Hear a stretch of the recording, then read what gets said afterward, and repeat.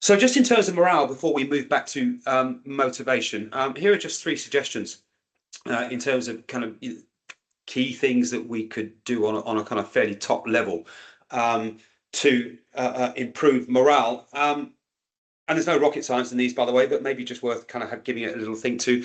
So number one, reduce friction.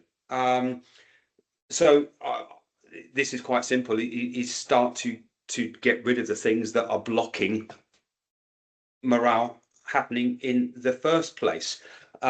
So what processes are kind of broken, what kind of admin do people do that's kind of completely unnecessary and waste time? How can we kind of promote good, focused, kind of value time? Do we give people the right tools to do the job? Those types of things is you'd suggest that the job of a manager leader is exactly that, to reduce friction. But it's amazing how many actually create friction rather than reduce it.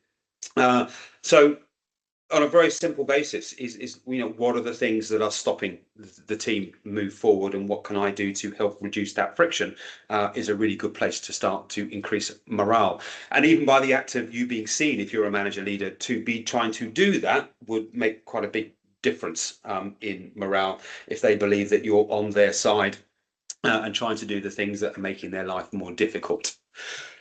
Secondly, psychological safety, big subject here, but creating an environment of psychological safety. And as you can see by here, things like how in your environment are mistakes kind of dealt with?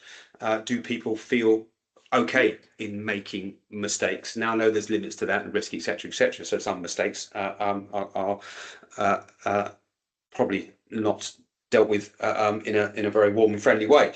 But generally, we need to be able to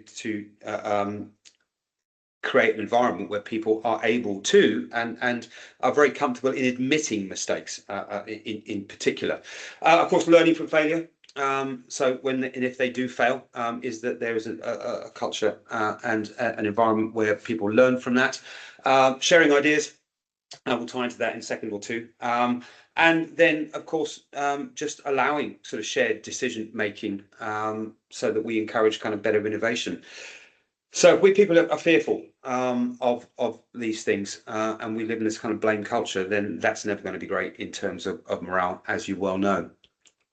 Which I guess ties into the kind of third one, this idea of openness. There's a huge subject here we could spend loads of time on, but this idea of kind of healthy conflict. I guess the way I always think about it is this idea of do people say what they think, or do they say what they think they should say?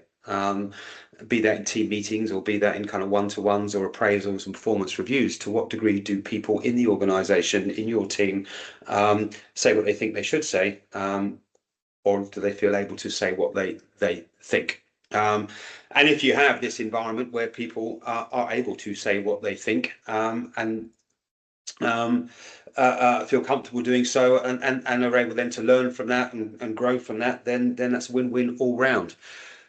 But if you're on either side of this scale, this comes from, by the way, Patrick Lencioni. He's well known for a piece of work around the 5 dysfunctions of teams. But he also talks about sort of what he calls healthy conflict or positive conflict. The conflict continuum is this place where we want conflict, we want disagreement, we want people to have different ideas and ways of doing things. But if we don't have that, on the one end of the scale, we have this artificial harmony where people aren't saying what they think, or we're just getting very personal attacks on others. Neither are particularly healthy.